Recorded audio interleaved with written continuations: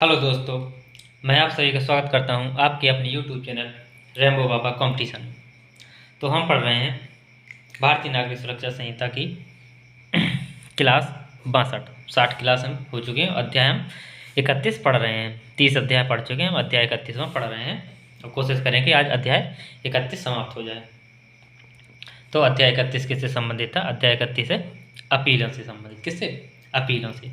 अपीलों की कुछ धाराएं हम कल देख चुके थे। तो आज चलिए आगे पढ़ते हैं बिना देरी के। चलिए देखते हैं धारा 420। धारा 420 क्या कहती है? धारा 420 में क्या लिखा है? इसमें लिखा है कुछ मामलों में उच्च न्यायालय द्वारा दोष सिद्ध किए जाने के विरुद्ध अपील।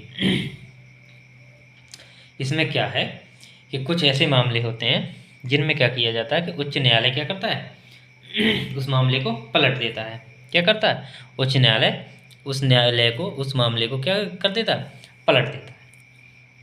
तो इसमें क्या होता है? तो इसमें क्या है कि यह धारा क्या कहती है? यह धारा ऐसे अभियुक्त व्यक्ति को क्या करती है?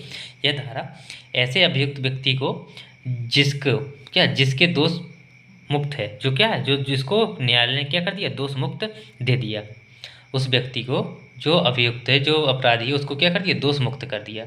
तो क्या करता है? उस अभियुक्त के दोष मुक्त हुए फैसले को, जो निचले न्यायालय ने जिस व्यक्ति को दोष मुक्त किया है, लेकिन क्या करता है उच्च न्यायालय उसके दोष मुक्त फैसले को क्या कर देता है? पलट देता है।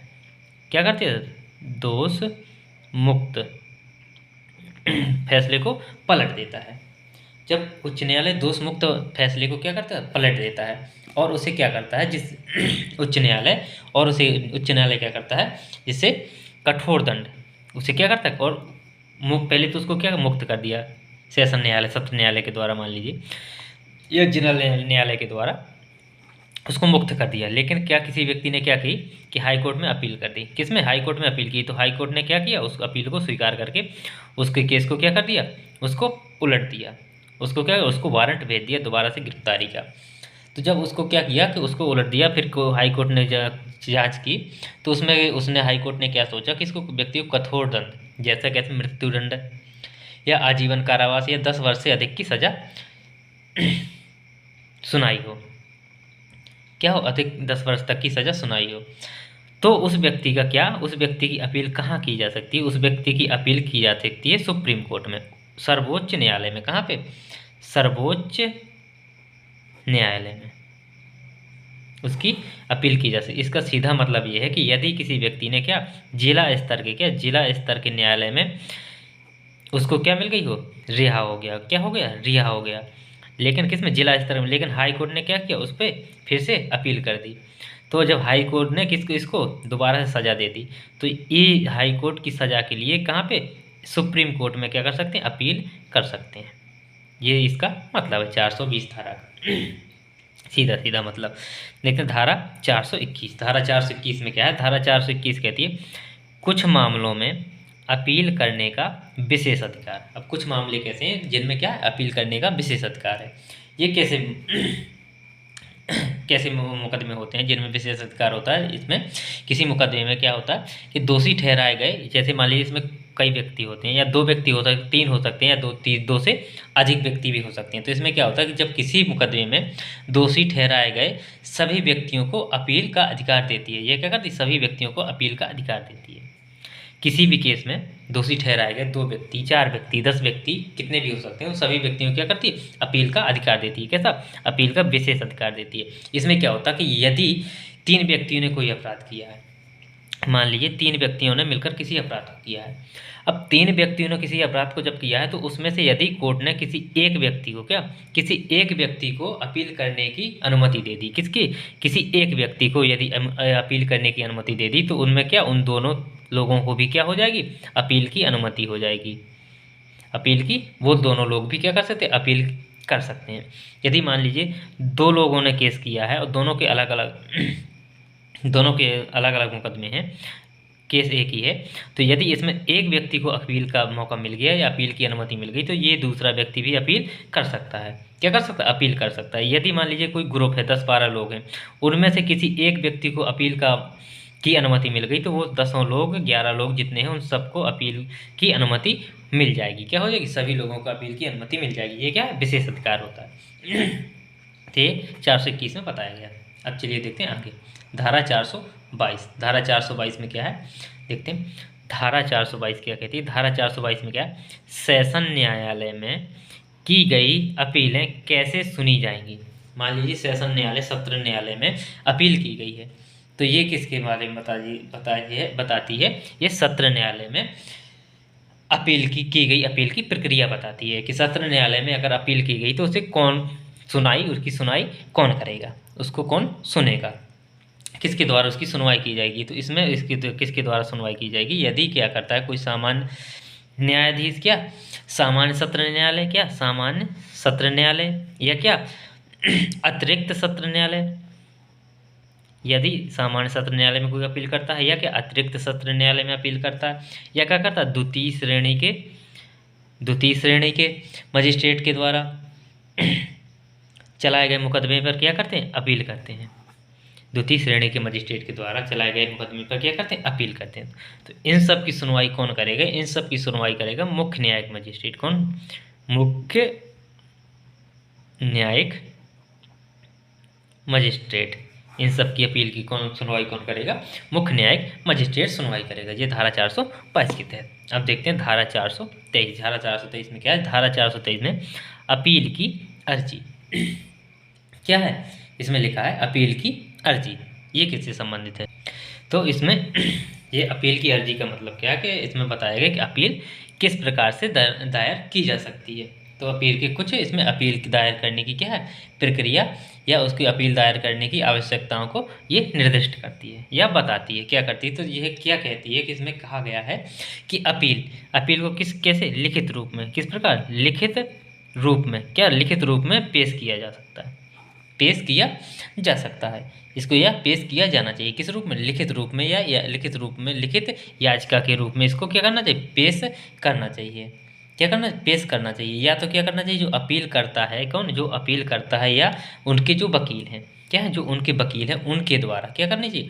उनके द्वारा इसमें चुनौती दिए जा रहे, उनके द्वारा जो इसको किसी व्यक्ति को क्या जो अपील करने के लिए है वो क्या करना चाहिए? वो जो दिया जाए उसको जो निर्णय या जो आदेश है, क्या जो निर्णय आदेश है उसकी क्या एक प्रतिलिपि, उसकी एक क्या प्रति, उसकी एक प्रति को क्या करना? शामिल करना चाहिए, शामिल करना चाहिए। तो अपील में जो व्यक्ति क्या कर रहा है? उन पर दावा कर रहा है, क्या कर रहा है? कोई व्यक्ति मान लीजिए लिखित रूप में देनी चाहिए, और उसमें साथ में जो कोई व्यक्ति क्या कर रहा है? उन पर दावा कर रहा है, तो उस दावे का क्या करना चाहिए? उस दावे की भी एक कॉपी उसमें साथ में लगानी चाहिए। ये इसमें बताया गया किस तरीके से अर्जी देनी चाहिए। धारा 423।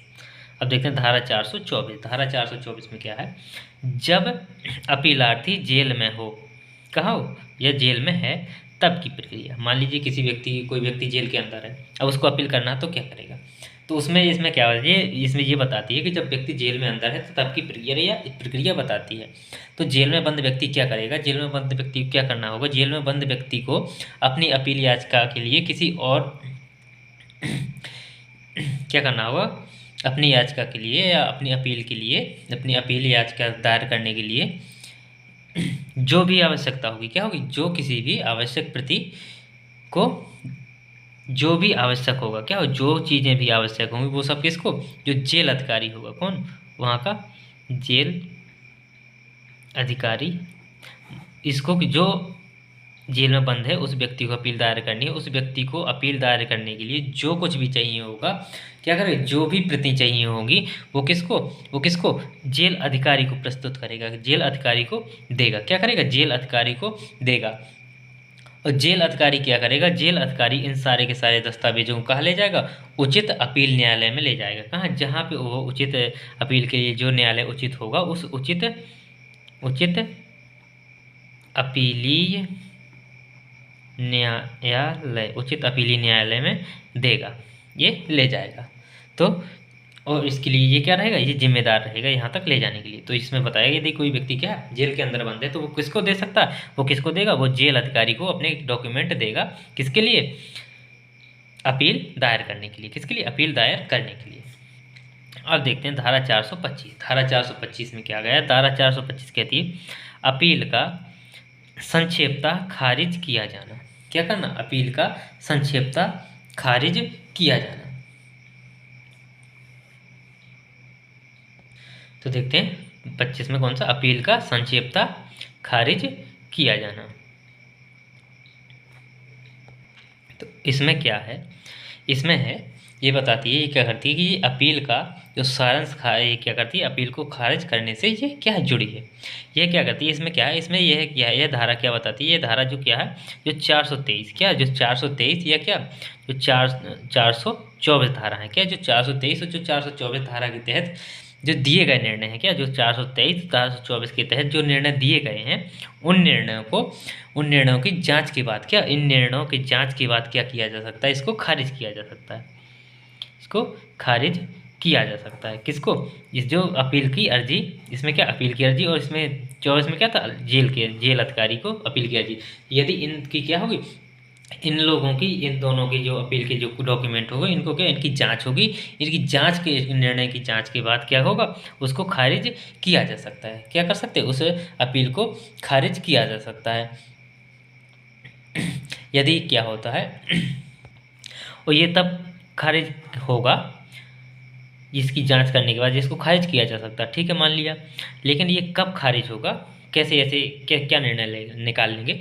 लेकिन ये तब क्या निर्णय निकालेंगे? जो अपीली न्यायालय होगा, तो अपीली न्यायालय को क्या लग रहा होगा? जब उसे लग रहा होगा कि जो इनको हस्तक्षेप करने के लिए इनको क्या है, पर्याप्त इनके पास क्या साक्ष्य नहीं है।